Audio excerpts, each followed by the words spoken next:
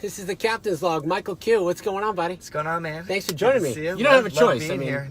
We're doing radio today, so Kind of a prisoner no matter what, right? that's the good thing about doing the show in the car. Like you can't jump out of the car anywhere. No. And it's a good excuse to why when you get pulled over too. You say, Right. Hey, listen, we're making a show here. Absolutely, I'm live. I just tell them like we're live on air right now. Okay, so have you ever been pulled over while? Not doing the Captain's Log. I've had some close calls, but I have not been pulled over. Because I got a feeling if any police officers are watching, Yeah. that might be the highest viewed. Yeah. Oh no, yeah. Captain Brien's going to jail. One time I did have the police tell me to leave the property though. That was a good one. Yeah. Why did they tell you to leave the property? It was, what were you doing? I was kind of like protesting. My kids were in summer camp, and they wouldn't let me pick them up. It was a weird situation, but there was a lot of people that did. I mean, we got a lot of engagement. Like people were like, "Dude, I've been there. It's happened.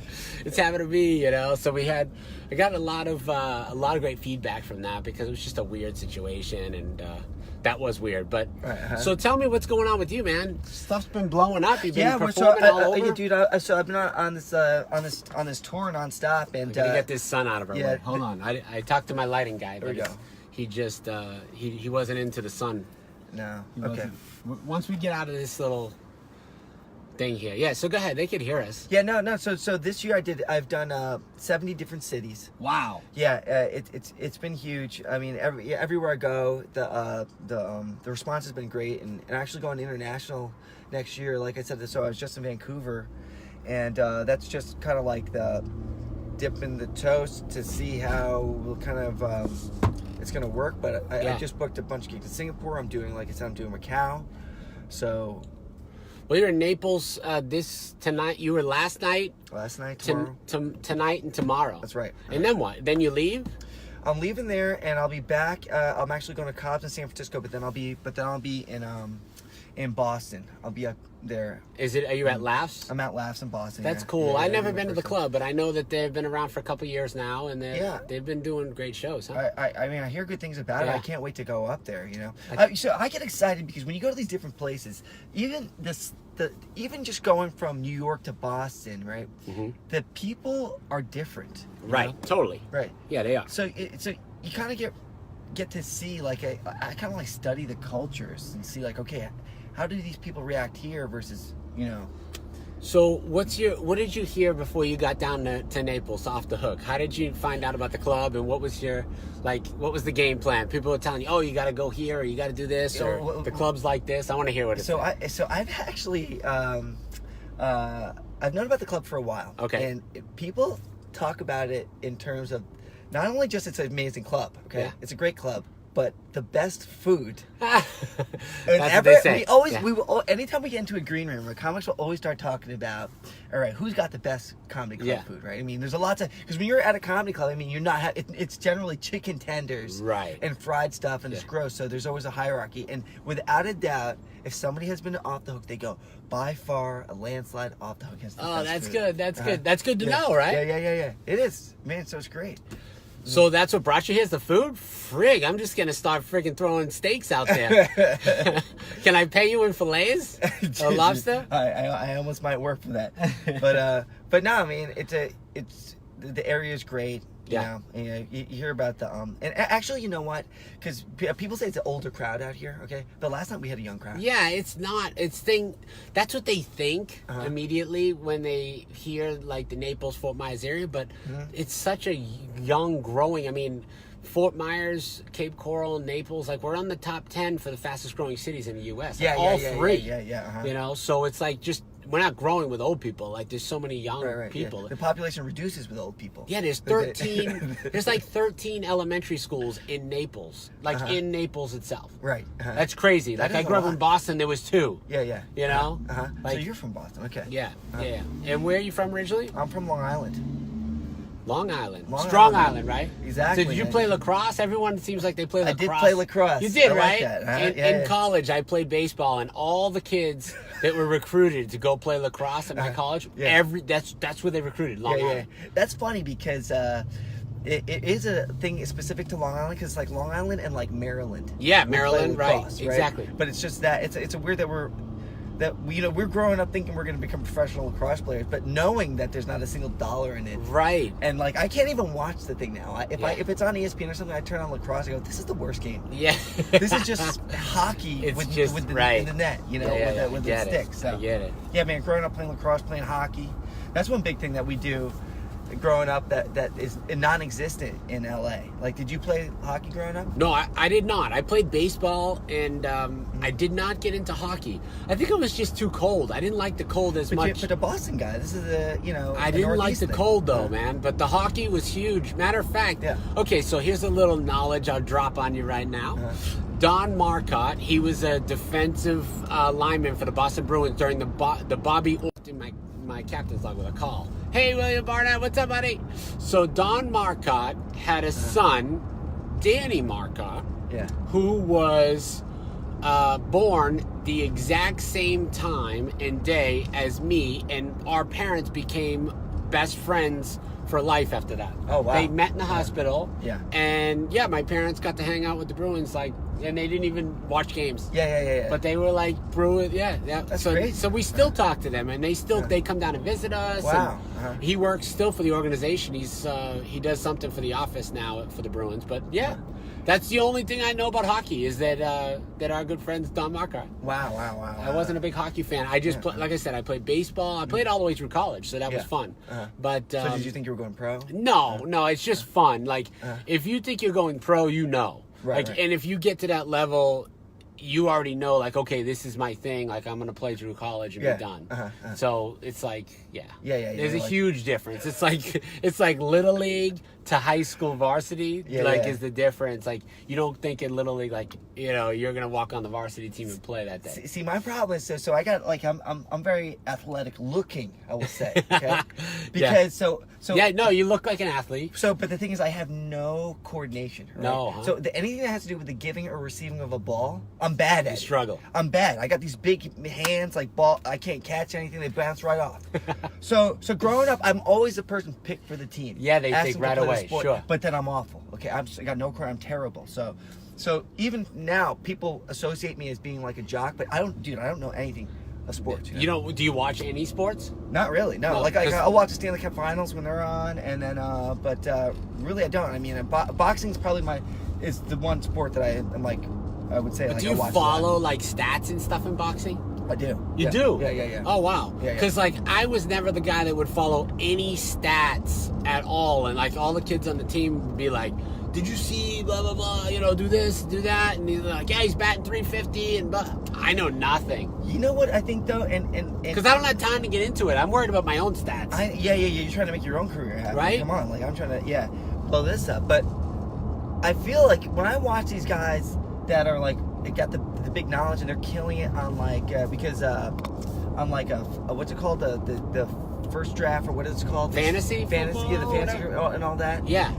These guys that have the big knowledge are always the ones that are killing it on that. And I know guys that are making like an extra $20,000-$30,000 a year really easily playing the DraftKings, doing really that stuff. Yeah. Wow. So that's where I go, okay, these things kind of I missed out on, but not having that knowledge. But I don't want to, like, gamble. I work too hard to gamble the money away. What if you lose? Like, if you lose, it sucks. If you win, you feel like a champ. But if you lose, I'm like, ugh, what a loser. I just spent all that money for nothing. So you don't gamble? No, I don't like I mean, once in a while, I'll get an urge or something. Or if I'm in Vegas for some kind of conference or something, I'll play a little, but no. So check this out. So although I am going to play the lottery, like, what is it? It's almost $1 billion, they just said? Right. So I could win that today. I'm feeling lucky. I'll play it. I mean, I probably will play. Sometimes when I was in an office, I would play the lottery. Because hi, my luck Anna. is bad. Let me just say hi to Anna. And who else is on there? William, what's going on, guys? This is the Captain's Log. We're live. If you want to hit the little bell to get notifications when we go live, that helps. So then you know, because we're live every day with the Captain's Log. Michael Q's my guest today. What's happening? All right. Sorry, I interrupted you. I had to do a little plug. No, I was saying that. So I never really gambled a lot, but the few times that I have like gone in Vegas and gambled, it's gone like insane. You won? So, no. Like I was fixated at. Like I obsess over things. Yeah. So one time like literally this is like Christmas, like I don't know, maybe 7 years ago. I'm in Vegas and I just decided I'm gonna go to instead of going home, I'm going to Vegas. Yeah. And I started playing blackjack, and I played from 10 p.m. Oh no, one of those. 8 a.m. Really? And you don't even know because they pump the oxygen in. And all of a sudden, it's so cold. It's funny because when you're sitting there, the lighting never changes. When you start, they're so good at it. And when you start winning, those drinks come fast. Absolutely. They keep making sure you got it. So I went from being up $2,000, okay, I've been there, to down $800. Right? But because I was drunk. I'm hitting on 20. You know what I mean? Like I'm doing everything wrong at this point.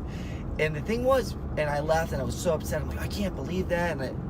But because I played for so long, so many hours straight, I started getting all these offers from the casino. Yeah. And so I got flown back twice. I got Santana tickets. They put me up at, put me up in a nice room, paid for like several meals. Like I ended up making well over $800 worth because they think I'm going to come back and play again. Yeah. Guess what? I never played again. No way. I never played again. Oh, you're the worst, dude. They thought they hooked you. They thought they reeled you right in. I knew it was coming. Yeah. So I won on that. And that's a good move. You got them. I got them. I got you. I beat the house. I beat the house. Yeah, you beat the house, bro. But check this out. So, but check, I also, right? So since then, I never, like, I'll play like one hand maybe, right? Yeah. And I haven't lost gambling in 8 years, dude. Like, you mean you haven't lost any money? I have not lost. Yeah, no. I've won every single time. But now I'll only go. That's funny because I'm not going to lose today in the lottery. So I figured you're going to win. Yeah, I'm going to win. Your luck is rubbing off on me. See, yeah. Yeah. I only have to win once. Yeah. It's $1 billion. I could live with that.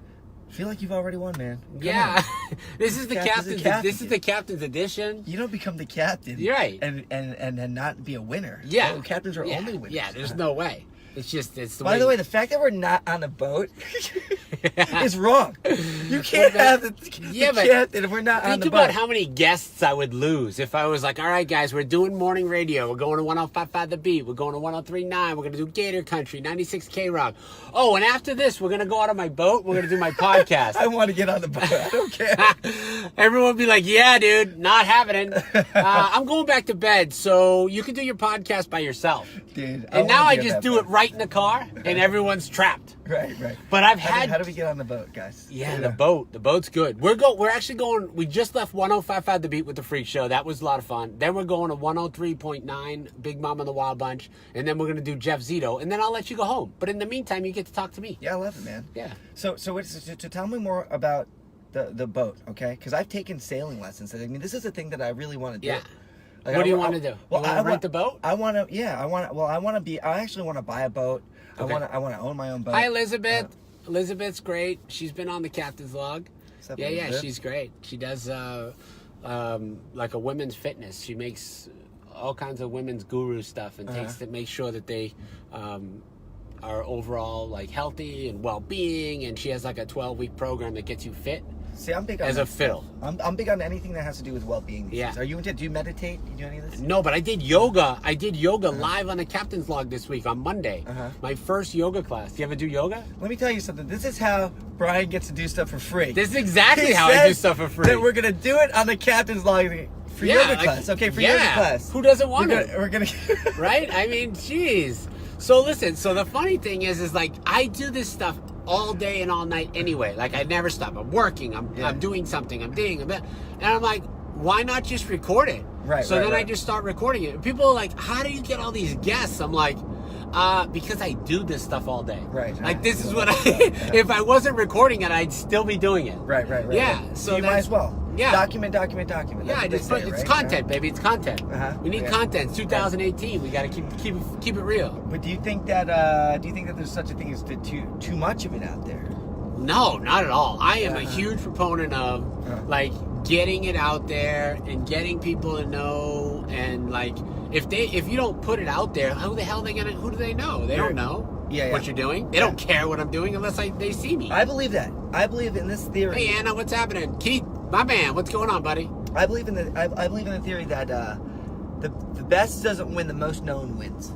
That's true. Because you don't know what the best product really is. You only know what you're being offered at any point in time. It's like this. So like even in comedy, right? I'll tell you in comedy right away. It's huge. But you ask the average person, you go, who's your favorite comic, right? Yep. They'll say things like Jim Carrey, right? And you're like, well, he hasn't done a comedy stand-up in over 30 years, and then they go like, oh, Kevin Hart, right? Well, tell me one of Kevin Hart's jokes. Well, I don't know. Yeah, but they know the name. They know him, and they also So the funny thing about comedy is, I think that couldn't be any more true, because sometimes, and sometimes more often than not, the guy that's out there hustling in the clubs 24 hours a day that's not on TV is funnier than the guy who's got 10 movies going and he doesn't have time to get in on 100% all that comedy. Because since I do so much traveling, like every single city, every single club has their own local superstar that everyone goes, how is this guy not famous yet? Right. And I'll tell you how he's not famous. Because he lives in, North Virginia, right, or West Virginia. He's not in Los Angeles. Nobody knows who he is. Right. It doesn't matter. Like, so that becomes like a commodity. Yep. Yeah. So it is I think the biggest example of being known is more important. Sure. Yeah. It totally is. It's like what you have in your selection.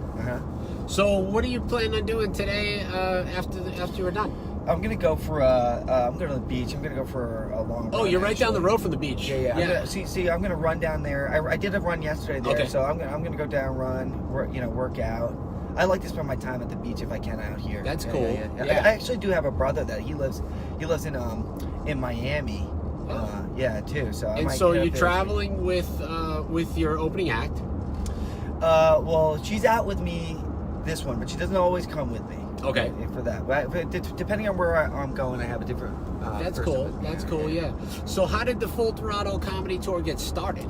So we used to do this show in Hollywood, okay? Yeah. And it was pretty popular, and we started branching out to like the different cities that were local to Southern California. Okay. And then I started getting hit up from different clubs saying, hey, you want to come out here, come there, and we started going around, and kind of the name just kind of stuck. So now like Full Throttle Comedy is really just Michael Q on the road with his friends, right? Sure. So but that's how it got going. That's cool. We just started. So look at Carl Rimmy's in the house, right? He rocked the house last night with you. Hey man, Carl's a great guy too. I mean he's been out with me in West Palm before too. Yeah.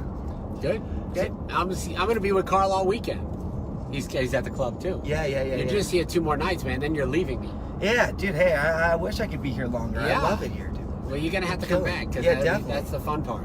Is having you. The second appearance on the Captain's Log is off the chain. Yeah. This is the intro. I don't want to get the hook. Yeah, I didn't want to get too excited, okay. like build it up too much with everyone. But the second time you come back, you're gonna blow it up. Right. Yeah. Do you believe that? We'll pump it more. Well, anyway, so guys, this is Michael Q. See him tonight and tomorrow at Off the Hook Comedy Club. I will be back. I'm going to be all week. You're going to get sick of me, of course, like you always do. But we'll be back tomorrow live. And then I'm going to be cooking with the Captain on Friday.